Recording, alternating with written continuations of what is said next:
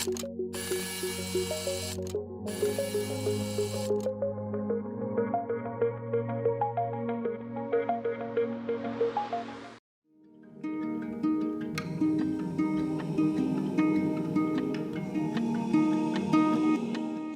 name is Ndubi, Simba. I'm a family man. I have a wife and 2 children.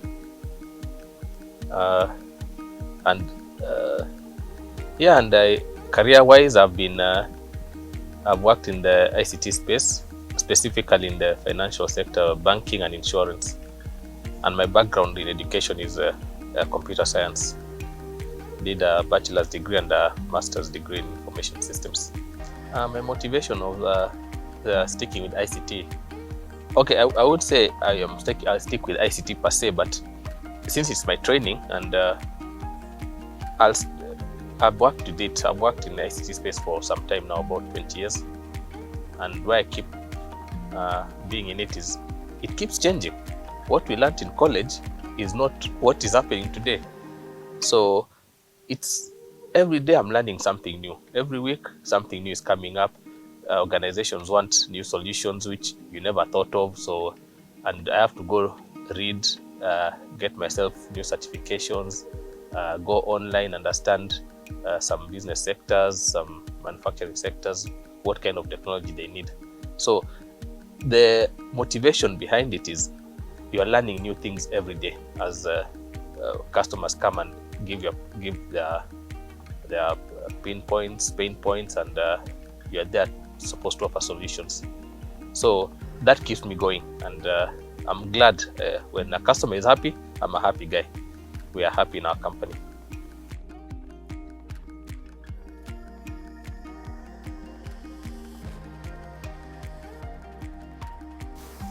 Wow, the latest thing, there are many things that have happened, and oh wow, can I think of one? That's something that has happened. It's we can say the way people relate to technology. And for me, all companies these days are IT companies because they have technology. If you want to be competitive, you must have technology in your operations. So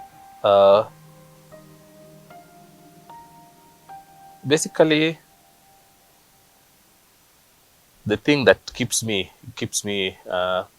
motivated going with this is the fact that for all organizations, 99% they will need an ICT solution. And the new things that come in, as what you asked, is I'll give an example in education, like for my children.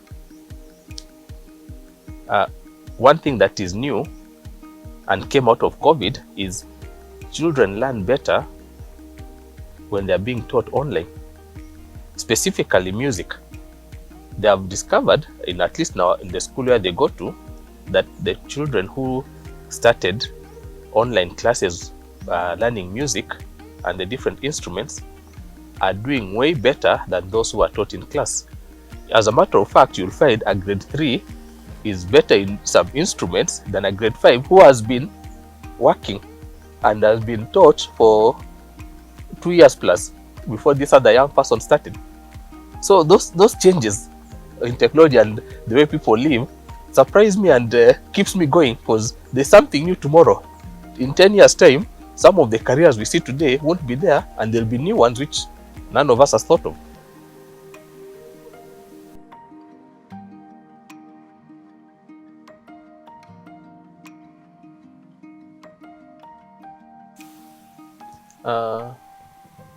Success is relative. I'd rather say people, yes, we achieve success and have achieved and have failed numerous times. But the way I look at it, if you set a goal, big or small, and achieve it, that can be success. And when you set out to do anything, you first ask yourself, what does success look like? If you're going to do an exam and say, you know what, if I get 50%, I'm successful because I didn't read. I read, I want 90%. So for you, success is 90%. But also, success can be an experience. You do something, you achieve what you want, you feel happy, you feel you've succeeded. And that experience motivates you to do something else, so that you don't look at it as a destination that now I've achieved this and I'm happy and you stop there. You feel the experience of being successful, and then you're motivated to do something else, so that that experience, you can feel that experience again, and then again, over and over again. So success is not a destination. It's just the small bits you do and achieve, and you feel the experience, and you move on again and have that feeling again when you achieve what you wanted to achieve.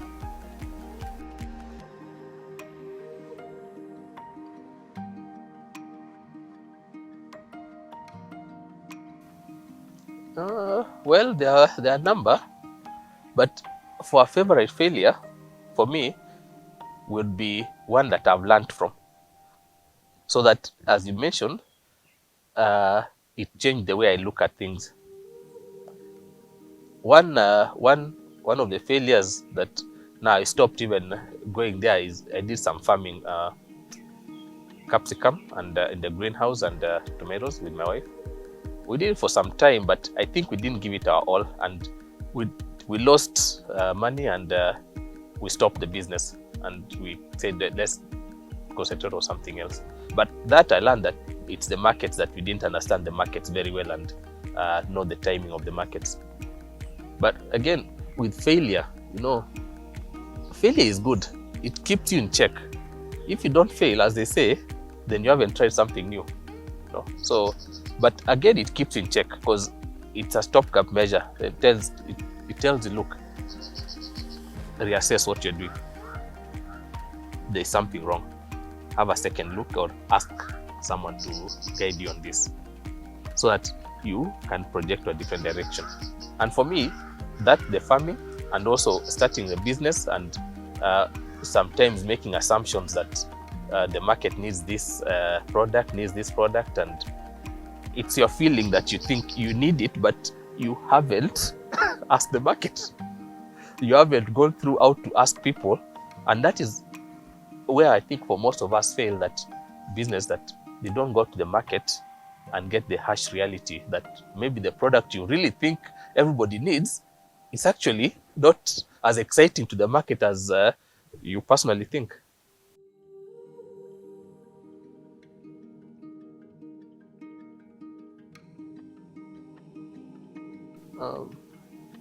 What has changed over time, and with the family, with the technology company that I'm running, and I do some family business also, is keeping an open mind. Because as you interact with more people, you realize, and I realize, that when you pay attention to what they're saying, you find that your understanding of what you're trying to do may be limited.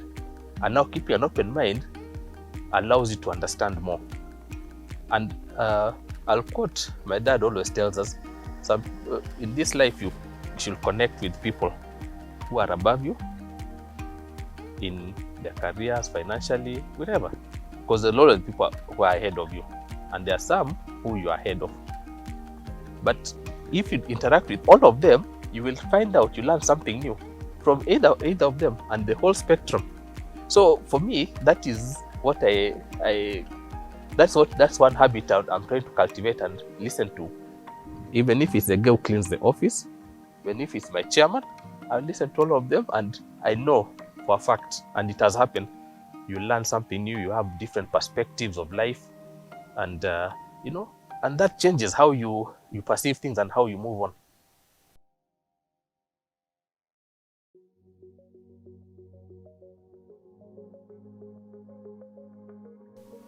Wow.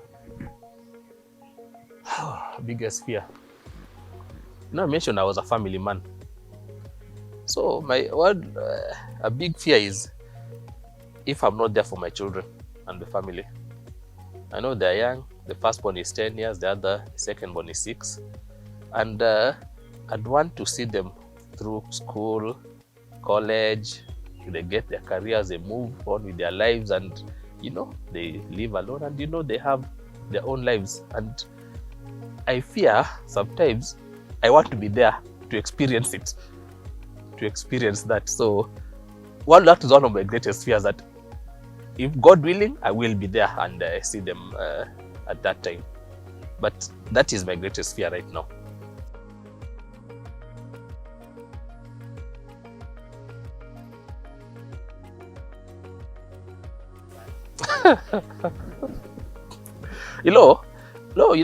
In this life, what really matters at the end of the day is your family. But I've been blessed to be able to get to school, finish college, meet people, create good relationships and connections who enable me to thrive on what I'm doing. So, but when all said and done, you go home, right? And that's where your family is. So if you can say that you anchor yourself at the family level, and then you project from there. Because when you're successful, everybody is happy for you, everybody else is. When you're not too many people, and you're failing, not too many people, but the constant person is the family who will be there for you. So in life, yes, there is the family, there is the relationship you cultivate in your different paths, in your career, in school, in the sports you do. So with all that, for me, I'm grateful that I've been able to relate with the different people who have crossed my path, have crossed their path, and basically been, I've learned, and I'm hoping that they've learned something from me also as we cross our paths.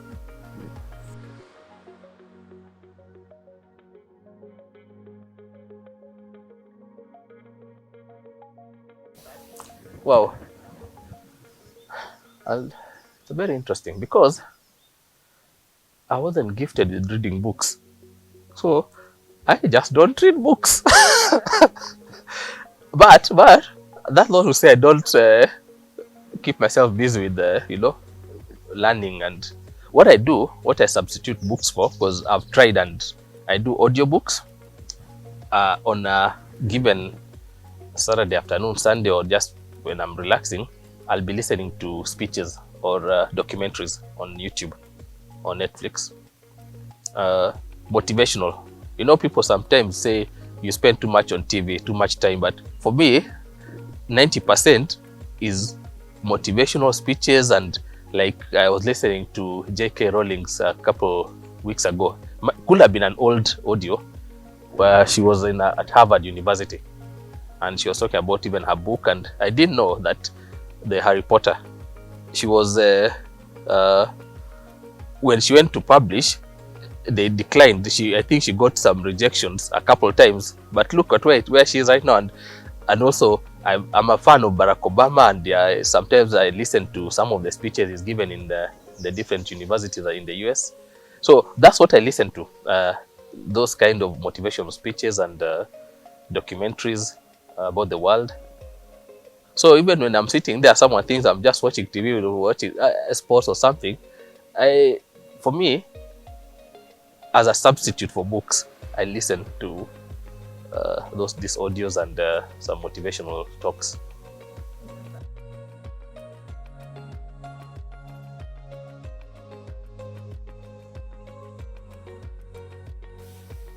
Do you really have an unusual hobby? What I keep as a sport, what I do, I do some aerobics. I try to do 3 times a week. I like photography. In fact, my elder sister, she says I'm the family photographer, because I have all these photos. I take photos when you have family events, and I've tried to put all the photos together from 40 years, 50 years ago. In fact, some of the photos, they're so old that I can't recognize myself. So yeah, but because I could see I have my twin brother there, I'm like, yeah, these 2 people here, one of them is me. So I keep that family photos, and anytime a family member needs some photo and they'll call me.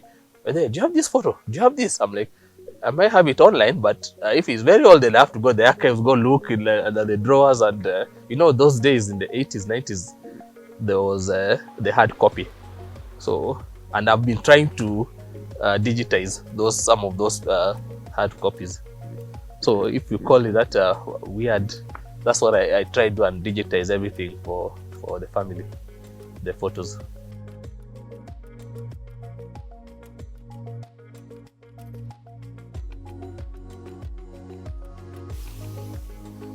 How you relate to people, how young people can, if can move ahead. Like if I have to advise young people today, sometimes we look at jobs and dismiss them. But with every assignment you take, every job offer you have, or an opportunity to do something, do it with pride. There's a lesson with it when you're doing something with pride, because if that small job you can't do it with pride and do it very well, then you can't be trusted with big assignments. And with every job, you will learn. You will learn something new you didn't know that might help you in that big job that you're looking for. And people don't just land on big jobs. No. When you hear the stories, they'll tell you where they started. And I remember one time, we were with some of the AYLF people, young people, I think at the university up in Limuru. If it's up there, or there was an event, could be not, maybe not up there, but an event here on Gong Road. And one of the speakers who had been featured on a newspaper, she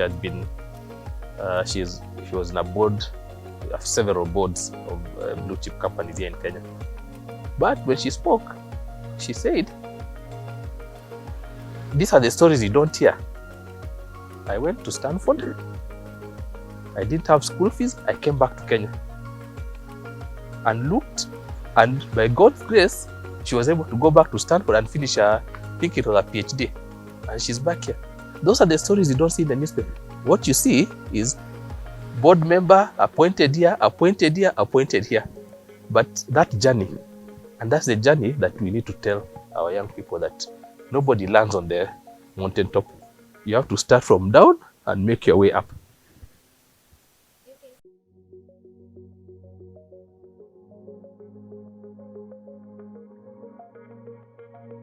There's nothing instantaneous. And maybe some may remember about the quail business and the way it came quickly and then off again. And there are many stories like that that are told, even in real estate. There is a process and you have to be patient. Patience and consistency. And normally, and I know they know this, people know, we've had this, do small steps. Those small steps are the ones which get you to where you want to be. Every day, consistent. Not you do 1 week and then nothing, no results, and then you give up. And because for most people, like most young people, they're in TikTok, on YouTube, and seeing all these videos, I bet you the work that has gone in to create these videos, if they are shown and if those people are interviewed, they'll say there are times they felt like quitting, but they did not. And that in lies the resilience. If you are doing something and you are feeling that at one point you don't feel like quitting, then you are not pushing yourself hard enough. And the day you are just there, you are right there, you feel like you're quitting, but you keep on. You have to have something to motivate you to keep on. Maybe have a mentor. When things are down, go talk to someone. Say, I'm trying this, I'm doing this. Don't be on your own. Nobody succeeds alone.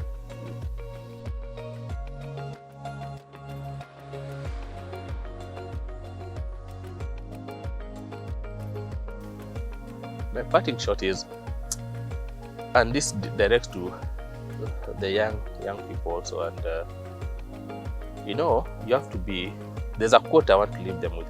But first, one of my favorite words is change. Because without change, nothing happens. Right? And with this world, things are evolving so quickly. Technology-wise, things are evolving.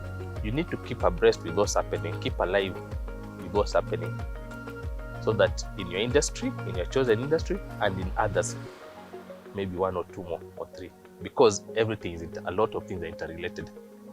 So for you to survive in this world and in this day and age and to progress, you must be ready to learn, unlearn, relearn. That's a quote I'm putting paragraph, but there is it's called Randolph someone said the illiterate, I might get it a little bit wrong, but the illiterate of the 21st century are not the ones who did not go to school or have degrees, but the illiterate are those who cannot learn, unlearn, and relearn. So that what you thought you learned in school, and you come the business to the workplace, and then you find that you must leave that what you learned and embrace new ways of doing things. If you're not capable of doing that, then this world does not belong to you. You will not succeed. You must be able to learn and learn what you learn and learn new ways of doing things. That's my parting shot.